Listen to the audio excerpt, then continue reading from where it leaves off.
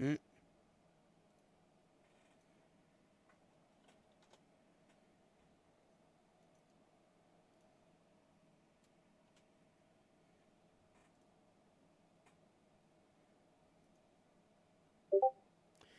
Oh my god.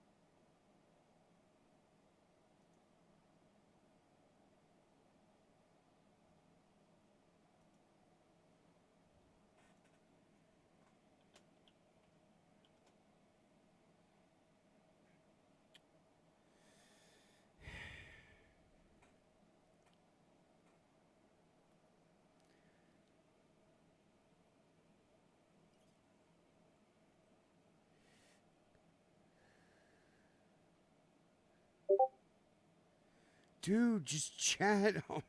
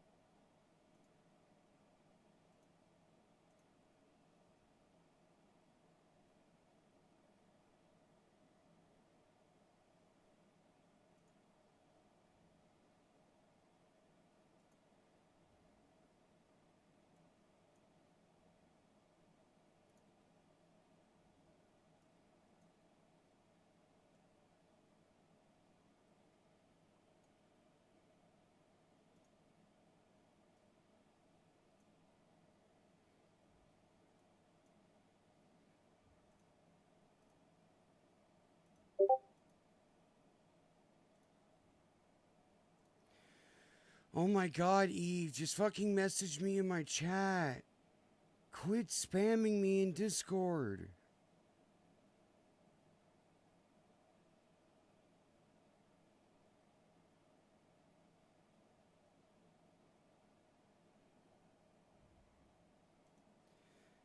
Where's the notification sound? I'm gonna turn it down. 'Cause it's fucking loud.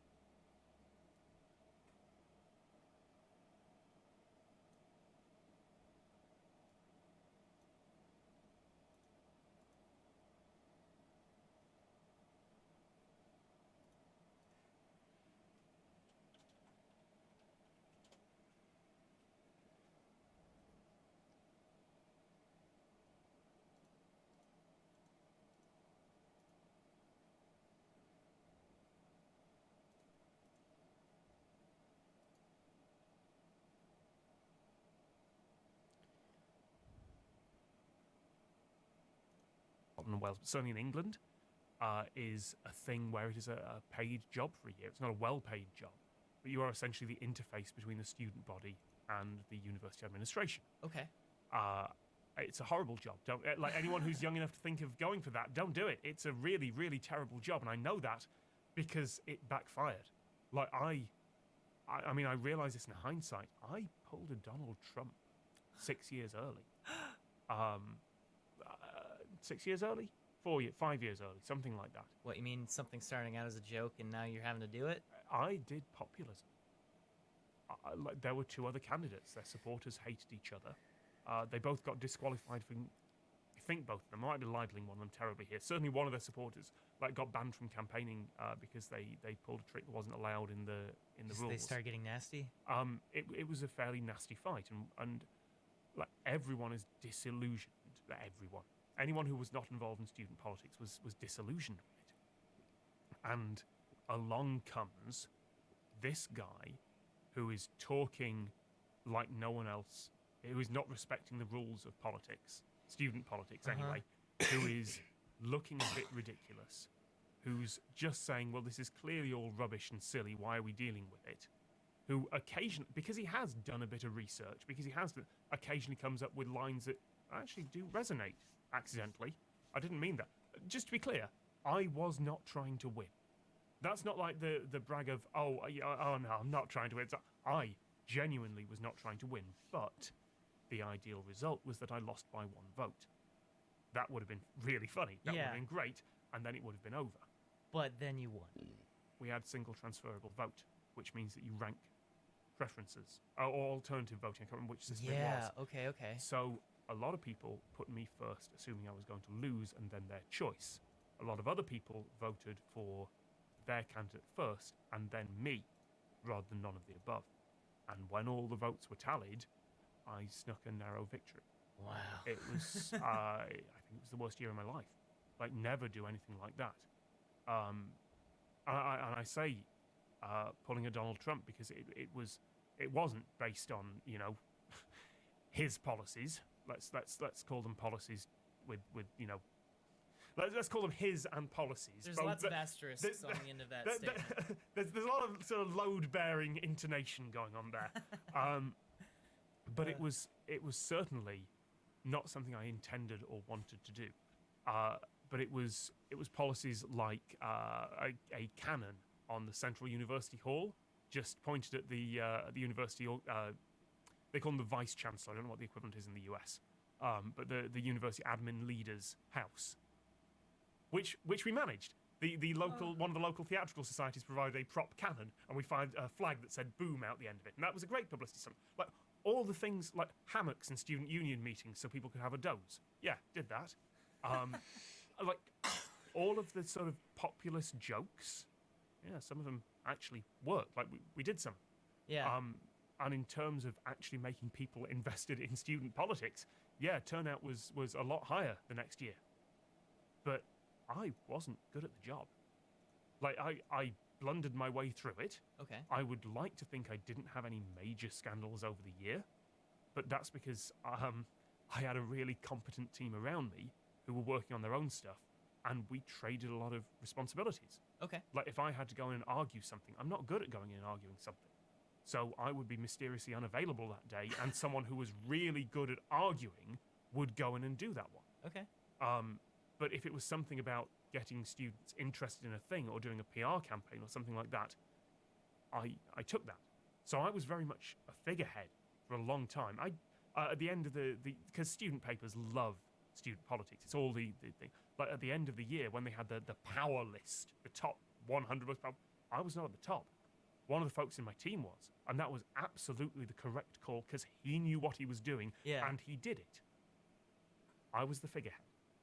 And that worked out okay in the end because because a university has like a 3 or 4 year institutional memory, and there's not actually that much power there anyway. But I nearly turned that down because I didn't want to do it, and yeah, like I've not phrased that way before, but I basically pulled a Donald Trump several years earlier. So why the hell I didn't see that coming, I don't know. Well, you've managed to take that and apply it to your own YouTube channel, making videos. Wait, what? How?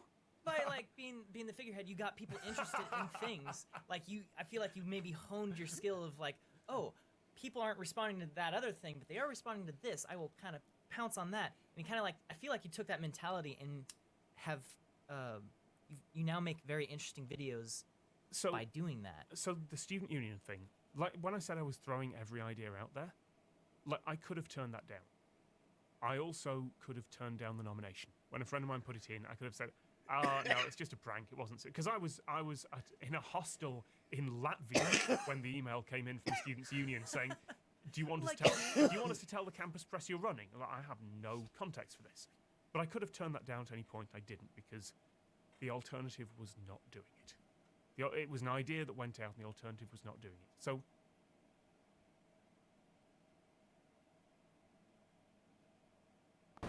one more thing thrown out into the world. I ended up running, because I lost a bet, I ended up running as that same character for actual election to Parliament in the UK. Unfortunately, that one did lose by a spectacular number of votes, and I'm extremely happy with that. But that was just another idea thrown out there. And that's always been the pattern. And this is the advice I give anyone on creative stuff. You just keep throwing ideas out there, and hopefully one of them will work. And it might take a year, and it might take a century, and hopefully one of them will work. Just never give up. Yeah. Unless you've been throwing the same idea out for 10 years. Like, if you've been throwing literally the same idea out for 10 years and you've got nothing back. Well, that's insanity. Maybe like, the key word is different ideas. The really important key word in there is different. Well, Tom, I think that's a good spot to end this podcast. Thank you so much for coming here. Thank you for having me. Yeah, this has been great. It was really eye-opening for a lot of those topics that we talked about. I was really surprised at your take on AI and your skepticism about it all, but... I hope I'm wrong. I hope we get the utopia. Well, I also hope we don't get the crazed, you know, we lose 100 years worth of pop culture just because an AI decided to erase it from our memories. That's as bad AI scenarios go. It's pretty reasonable. Yeah. Well, Tom. Here's to utopia. Yes, utopia. And that's it. Thank you so much, everyone, for joining us. This was a really fun conversation. Big shout out to Tom Scott for coming here and talking with us today. If you're interested in any of the videos that we talked about in today's podcast, you can, of course, look Tom Scott up on YouTube. All of his videos are there. And in the meantime, if you want to stay tuned for the next episode of the Corridor Cast, I would recommend subscribing on YouTube or subscribe. Some new video work. People he's met along the way. He's got some good stories.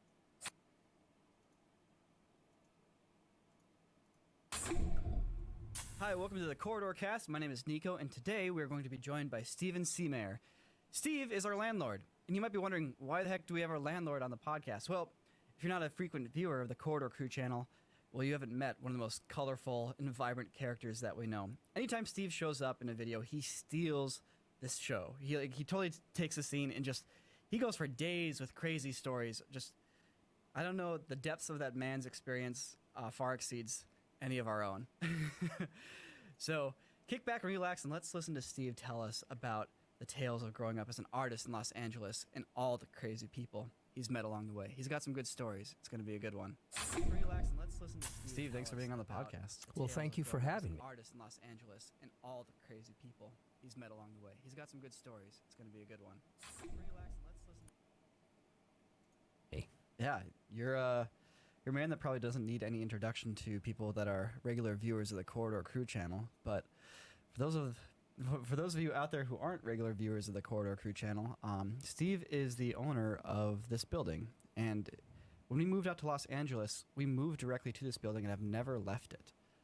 So I think we have a longer landlord-tenant history than almost, I think more people out there, or we have more of a history than most people out there because of, I don't know, it's been a wonderful environment. Like, you've created a very unique environment for artists here, and we were very lucky to have our paths cross with you. And your philosophy as a landlord, I think, is different than most other people out there. You've been very supportive of the arts. You've been very supportive of us. And, I mean, can you tell me a little bit about that? Like, what was your mission with setting up this building? Like, what is your ethos with trying to, foster this community here? When I moved down to downtown Los Angeles in December of 1976, downtown LA was kind of like a wasteland, and there weren't a lot of artists down here. And when I moved in, there was also a lot of freedom. Basically, if you didn't burn the building down, the fire department didn't come around. If you didn't hurt anybody, you could get away with a lot of things that you can't possibly get away with now. You could just have a party with 500 people on your rooftop, and somehow no one managed to fall off the roof. You could do a lot of things, and I always liked that freedom. As an artist myself, a painter and a filmmaker, I like the kind of freedom that being downtown brought me. And it was, for me at that time, it was pretty cheap rent. When John Peterson, who's also an artist, and I got together and we had the opportunity to buy this building, we wanted artists that make art, that make movies, that make paintings and sculpture, music. We wanted those kind of people in our building. That's the lifeblood of a true arts district. And you have to have, obviously, physical space, but it also has to be priced so that a person that rents a space downtown doesn't have to have a job where they're working that job 5 days a week and they only have the weekend, 2 days to make art. What artists need is cheap space, relatively cheap space. And they need to be able to have time to create artwork. And it is that time, it is those moments, and Nico, you know this being a filmmaker, that you can sit around and throw ideas around. You can work on the development of a script. You can work on the development of an idea. And you need that time, and you can't be worrying about where am I going to get that money to pay that ridiculous rent. Nowadays, a lot of artists that live in downtown, they've got a job, maybe 2 jobs. They're trying to make ends meet, and they don't have a lot of time to go home and push the envelope with their work. They don't have a lot of time to think about the work that they're doing. The spaces are getting smaller and smaller and more expensive. So whereas 20 years ago, a 1,000-foot space might cost you $500 or $600, a 1,000-foot space is now $3,000 for 1,000 square feet and going up. So John Peterson and myself, we wanted to be with people like ourselves, artists and people that were creating artwork. And we didn't want to go broke either. I mean, we wanted to do what we legally had to do to create a legal artist in residence building and meet the requirements that the city told us we had to. And at the same time, we weren't interested in jacking up the rents. At least I think we've achieved that to some degree, and we have artists still living in this building that make music, that write, that make videos, that make virtual reality programming, and I think we still have that. Why is that you guys wanted to build an artist-centric building? Because the entire history of interaction I've had with you has shown that money is not the reason you're running this building. Like, why is that you have made it such a valuable thing to yourself to make this an artist-centric building? I think that's important to our culture, to Los Angeles. I think in your case, I think with Sam and Nico and Corridor Digital, I think I enjoyed seeing what you guys were creating. And I thought it was so much fun to watch. And I thought, this to me is what they're doing and what other people in this building do. It's like the forefront. It's the cutting edge of creating new imagery. And I felt that's the kind of people I want to be with. That's the kind of people I want to have living in my building. People that are constantly thinking of new ideas. And, by the way, they're having a lot of fun.